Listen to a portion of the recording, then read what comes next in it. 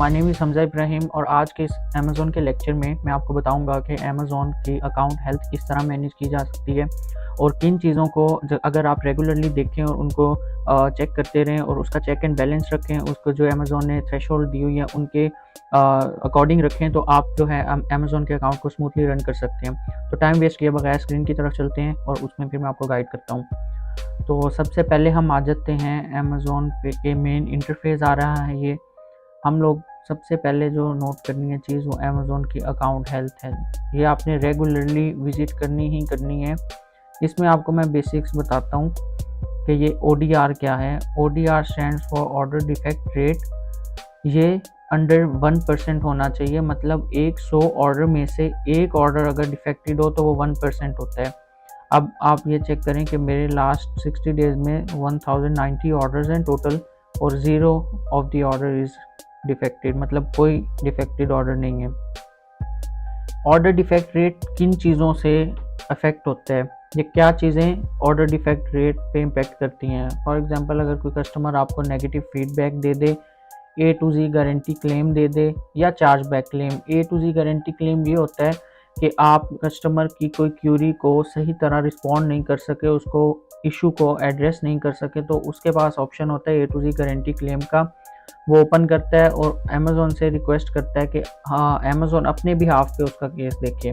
और charge back claims वो होते हैं कि आपने फ़र्ज़ करें एक प्रोडक्ट सेल की, उसका पे आउट ले लिया, उसके बाद आपके अमेज़न अकाउंट में कोई अमाउंट नहीं पड़ी और आपका जो कार्ड लगा हुआ होता है अमेज़न अकाउंट के साथ, जब कस्टमर को रिफ़ंड इशू करना होता है, उसके बाद कोई क्यूरी होती है कस्टमर की, रिफ़ंड इशू करना होता है, तो आपके कार्ड पे चार्ज बैक क्लेम लगता है।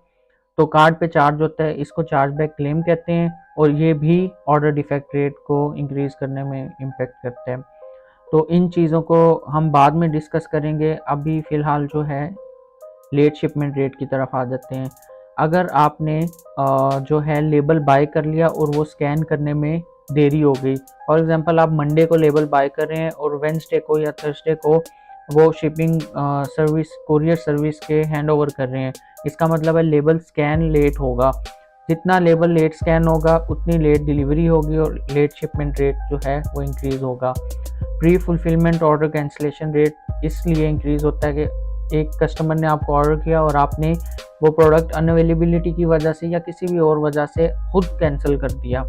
इसका तरीकाकार ये होता है कि आप कस्टमर को रिक्वेस्ट करें कि जो है unexpected error occurred while shipping your order, तो हम आपसे रिक्वेस्ट करते हैं कि आप हमें कैंसिलेशन रिक्वेस्ट सेंड करें। Will accept that request right away and you will be automatically refunded.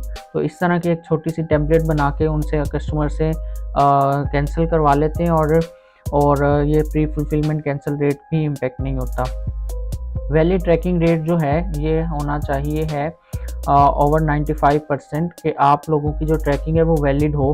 क्योंकि हम अमेज़न की ही शिपिंग सर्विस यूज़ करते हैं तो इसमें ज़्यादा इशू नहीं आता। ये तब इशू आता है जब जो लोग हैं ना वो फेक लेबल्स यूज़ कर रहे होते हैं।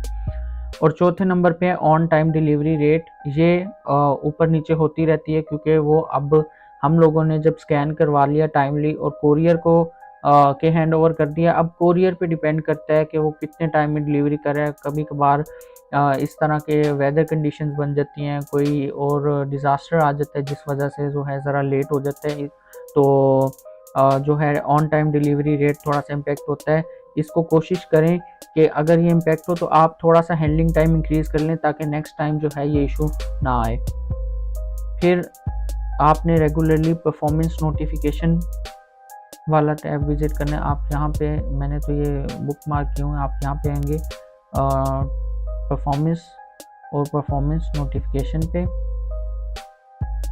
इसका ज़रा आजकल ग्लिच आ रहा है, ये एक बार ओपन नहीं होता, इसको रिफ्रेश करना पड़ता है। तो ये कोई भी इशू आता है अमेज़न सबसे पहले आपके परफॉर्मेंस नोटिफिकेशन में वो इशू अपीयर हो जाता है। तो ये आपने लाजमी देखा करना है डेली बेस पे। उसके बाद हमारा आ जाता है परफॉर्मेंस में ही फीडबैक मैनेजर। फीडबैक्स को आप लोगों ने इग्नोर नहीं करना बिल्कुल भी। अगर नेगेटिव फीडबैक आएगा तो वो हमारे और जो है OTDR पे जो है इम्पेक्ट करेगा। तो सॉरी, OTDR नहीं, ऑर्डर डिफेक्ट रेट। OTDR होता है on time delivery rate, this one.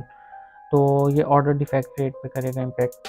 और द लास्ट वन इज़, आपने वॉइस ऑफ कस्टमर देखनी है। जब भी आप कोई प्रोडक्ट लिस्ट करते हैं, आपको कैसे पता चलेगा कि ये लिस्टिंग सही परफॉर्म कर भी रही है या नहीं।